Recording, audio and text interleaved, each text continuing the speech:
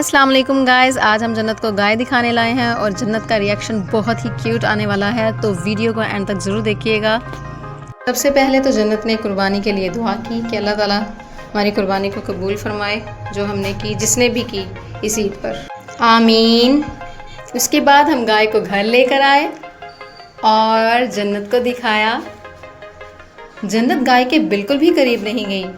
तो बच्चों, आपको पता है गाय के करीब बिल्कुल भी नहीं जाना चाहिए, क्योंकि गाय किसी भी वक्त आपको डरा सकती है।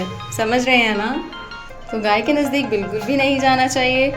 इसी वजह से जन्नत भी गाय के नज़दीक बिल्कुल भी नहीं गई और उसने गाय को दूर से ही देखा।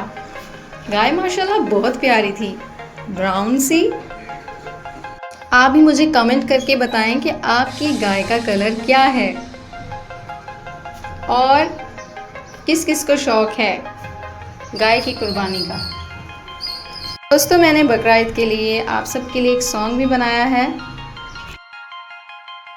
तो मैं आप सबसे ये सॉन्ग ज़रूर शेयर करूँगी और अगर आपको पसंद आए तो मुझे ज़रूर बताइएगा कमेंट करके आपको कैसा लगा सॉन्ग, और इसे शेयर भी कीजिएगा।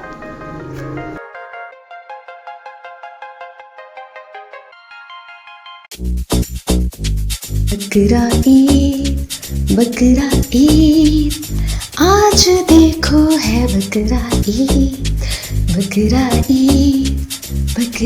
ईद आज देखो है बकरा ईद।